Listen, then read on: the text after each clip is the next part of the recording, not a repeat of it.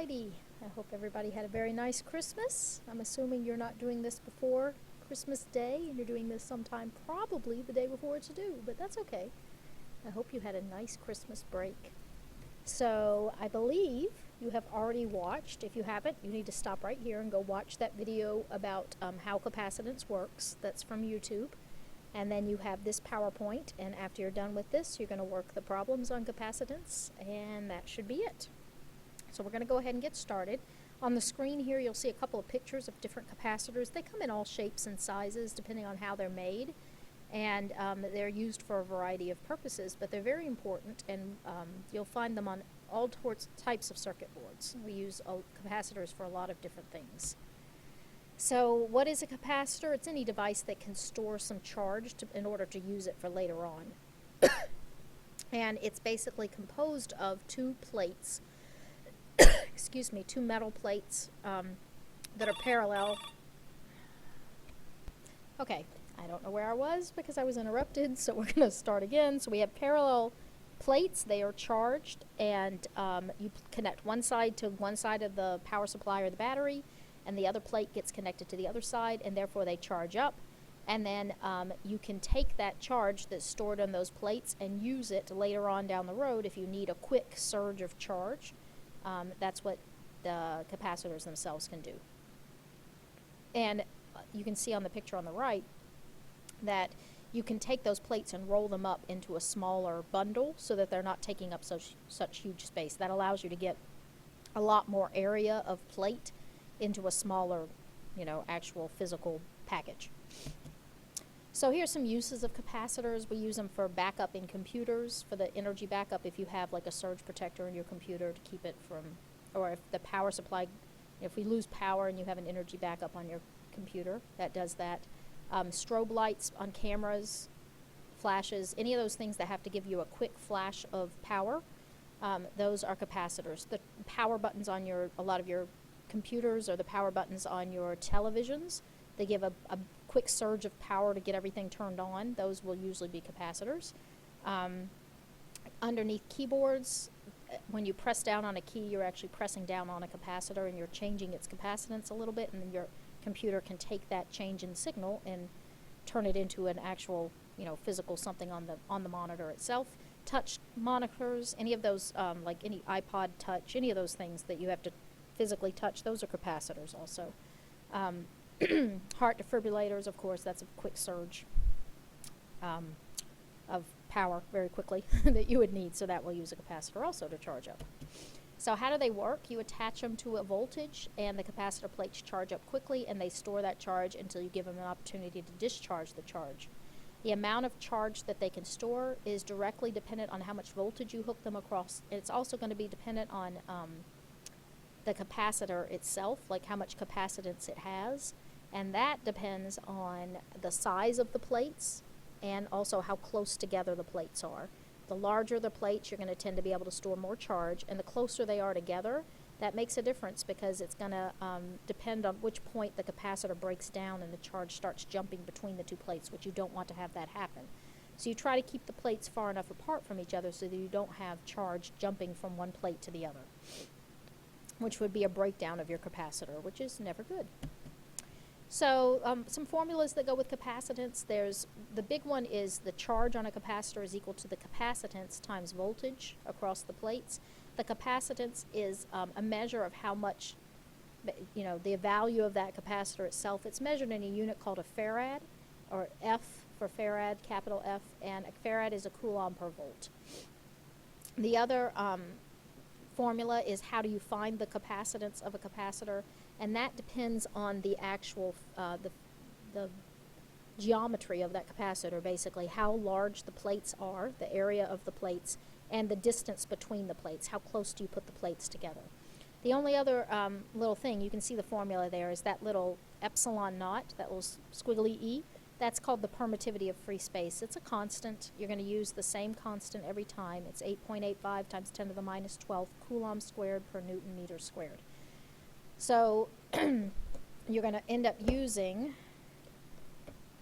this formula to find the capacitance itself, and then up here you can figure out how much charge the plates themselves can hold. So here's a problem that we're going to work together on figuring out the capacitance and how much charge it holds. So part A says calculate the capacitance of a parallel plate capacitor whose plates are 20 centimeters by 3 centimeters. So that's going to allow you to calculate your area. You're going to put that in meters. And are separated by a 1.0 millimeter gap. So there's your distance between your two plates. So part A, to figure out the capacitance, it's epsilon naught area over distance between the plates. So that's 8.85 times 10 to the minus 12. That's your epsilon naught. The area is 0.2 times 0.03. So that's length times width of those plates.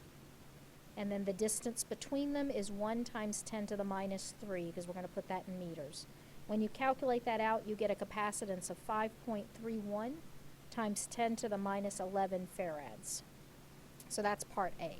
For part B, they want to know what's the charge on the plate if 12-volt battery is connected across the two plates. So they're looking for Q in that case, and we have a formula for that. I'll just work this right here. Q is equal to C times V. We just found C from the previous part, so that's 5.31 times 10 to the minus 11. And then times your V of 12 volts. And that'll allow you to find, when you multiply those two together, you get a Q of 6.4, we'll say, times 10 to the minus 10 coulombs. All right. Part C, what's the electric field between the plates? So here's something that we have to think back to the last unit. The electric field. We have the voltage between the plates, and we have, that's voltage, and we have the distance between them, 1 millimeter. So there's that VED formula, V equals ED. You can find the electric field that way. When you do that, when you plug in the voltage and the distance between the plates, you get an electric field of 12,000 newtons per coulomb. So that's part C right there. And then the last one, part D, I'm going to scroll down for part D.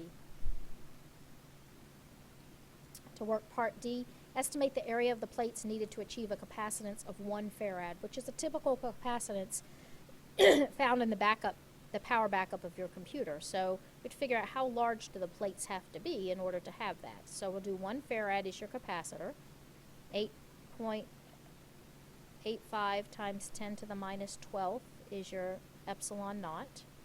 The area of the capacitor plates is what we're looking for, and we're using the same air gap before, so 1 times 10 to the minus 3.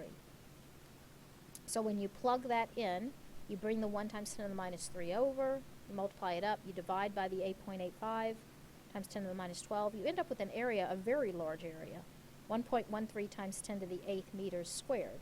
So you think, okay, that's no big deal. But if you think about that, that's a huge area, and you're trying to fit that into the power backup of a computer. So if you've ever had a power backup of a computer, they're kind of small. They're not. They're certainly not 1.13 times 10 to the 8th meters squared in area. So the question is, how are we able to get such a high capacitance, 1 farad, out of something that certainly does not have this area? And that's where we come into this concept of a dielectric. A dielectric is a material, we'll scroll to the next screen, that you place in between the plates of the capacitor, and that allows the capacitor to have a higher capacitance value for the same amount of gap and the same amount of area. So given a certain area and a certain gap distance, you can place a material in between the plates, and it increases the amount of capacitance that you can get out of that capacitor. And what it does is it basically keeps the capacitor from breaking down as easily, from allowing the charge to flow in between the two plates. So you place a material in there, keeps the charge from flowing in between the two plates, and therefore you can push the plates closer together, and you can get a larger capacitance that way. So that's how a dielectric would work. So there's a list of dielectrics. First of all, before we jump to that, there is a formula. It's the same formula as before, but there's now this extra K value, which is called the dielectric constant, and that is a number that's assigned to every dielectric out there, so every possible dielectric. And it basically takes your regular capacitance and increases it by a value of K. So you get a larger amount of capacitance if you place a dielectric in between the two plates. So different examples of dielectrics. Air and a vacuum are probably your worst dielectrics you can have. They don't, in terms of increasing capacitance, they don't increase the capacitance all that much because their dielectric constants are 1, so they don't really cause any increase in capacitance. There are other materials that have better, are better for dielectrics that increase your capacitance quite a bit more. You can see there's a variety of them: glass, rubber, wood, porcelain, water is a good dielectric in terms of increasing your capacitance.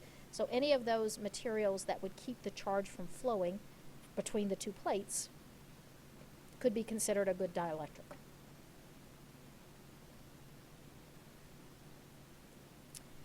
So how does that help? How does the dielectric help? What you really need to know from all of this is that the electric field that exists between the plates gets reduced when you put a dielectric in between. So if you have two plates with no dielectric, you have a nice constant, those pink are your electric field lines. Once you place a dielectric in the middle, you can see that there's less electric field between the plates. So electric field being reduced means the voltage gets reduced by the dielectric, and therefore, in order to maintain the same charge, your capacitance will go up because your voltage is going to go down.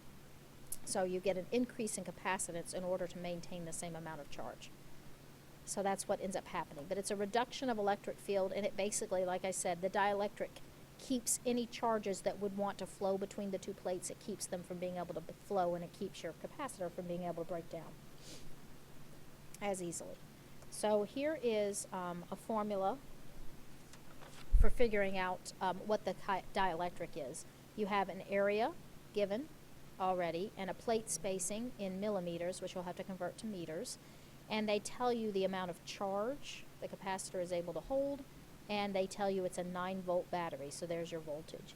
So you can use Q is CV to figure out the capacitance. So you'll have 4.8 times 10 to the minus 10 divided by 9 will be your C. And that gives you a capacitance of 5.33 times 10 to the minus 11 farads. And then you can take that capacitance and set it equal to K epsilon naught area over D and solve for your K. So I'll let you do that. When you're done with that, your K value is about 6.02.